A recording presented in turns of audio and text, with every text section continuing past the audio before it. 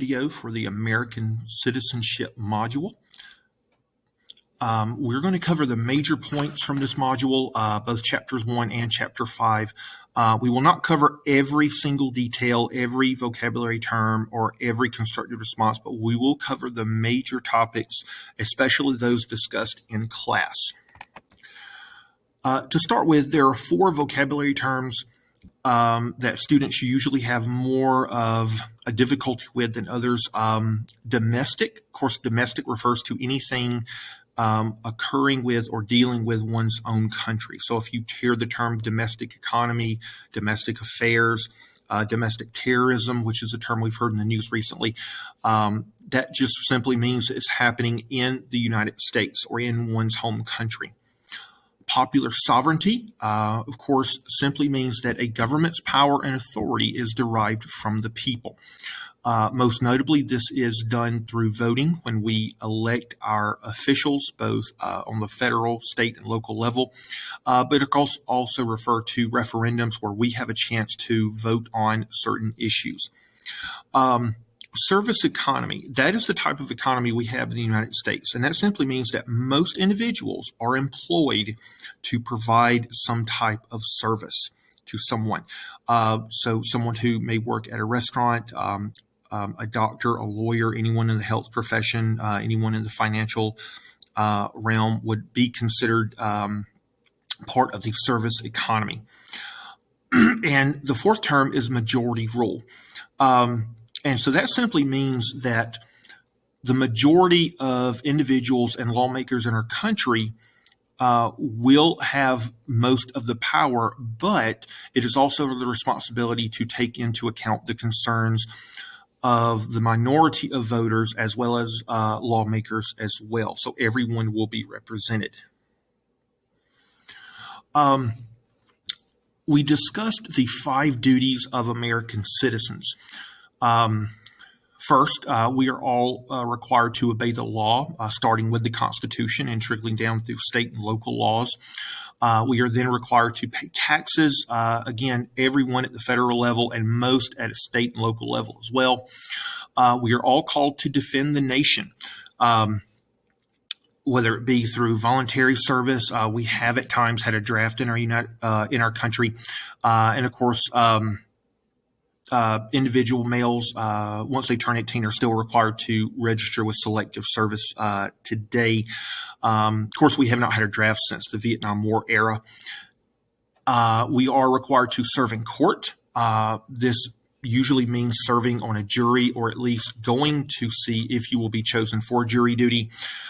And then finally, the 5th duty is to attend school. Of course, we are provided a free public education in our nation through the 12th grade.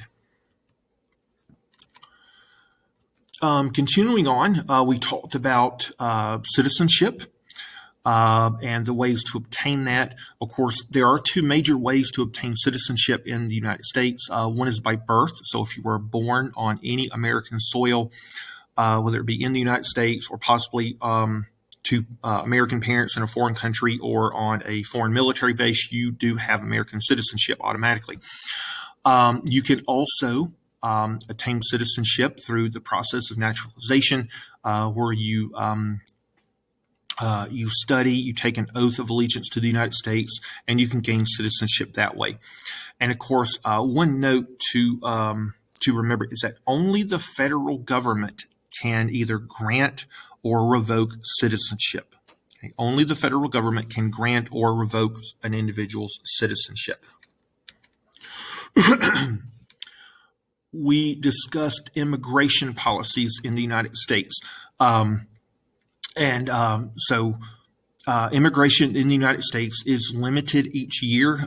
Congress and the president discuss each year how many immigrants we will allow from certain parts of the world.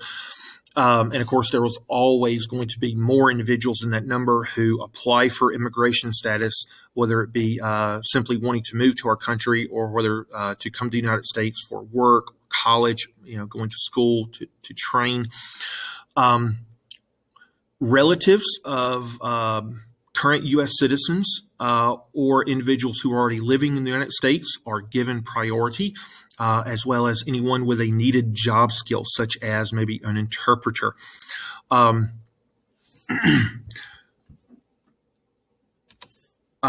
We also discussed the differences between legal and illegal aliens.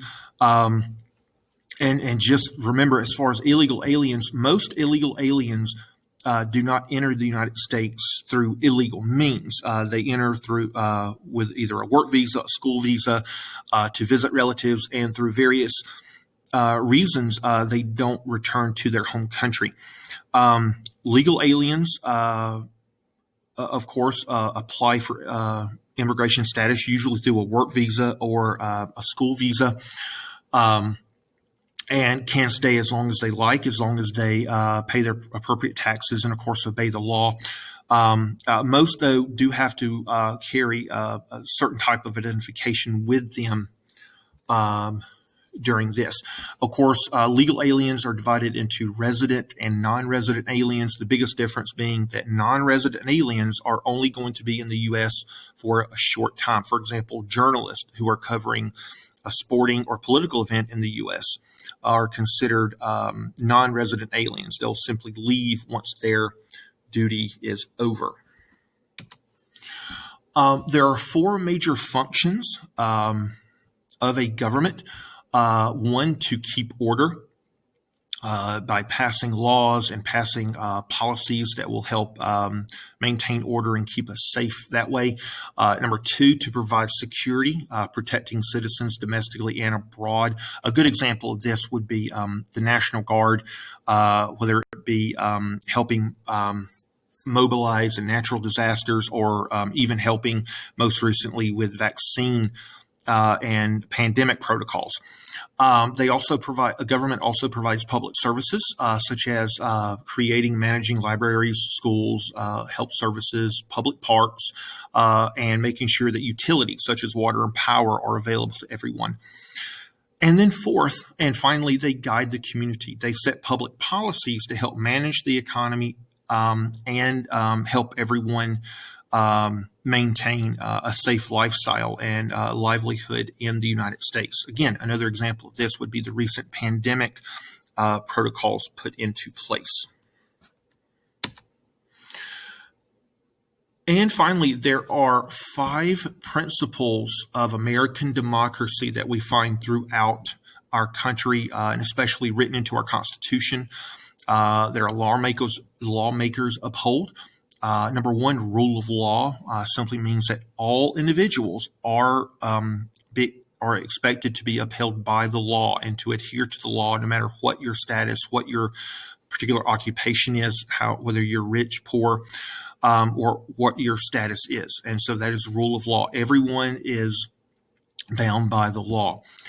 Secondly, limited government. The government is limited in what it can do based on the power the people have given it. And again, this can be expressed through voting often or through a referendum. Third, we have the consent of the governed, meaning that the citizens are the source of the government's power. And again, voting is a major way that we express this. Our government also protects individual rights. This is done through the court system, through the Constitution, and most notably through the Bill of Rights, which is aimed specifically at protecting individual rights, both at the national and state and local level. And then finally, the fifth principle of American democracy is representative government. Of course, that means we elect others. We elect a small number to represent us in our various levels of government, both at the federal, state, and then local levels. And so these individuals represent us. And of course, we do tend to elect individuals that share our common values, our common beliefs, and we elect individuals that we believe will uphold those same values and vote on our behalf.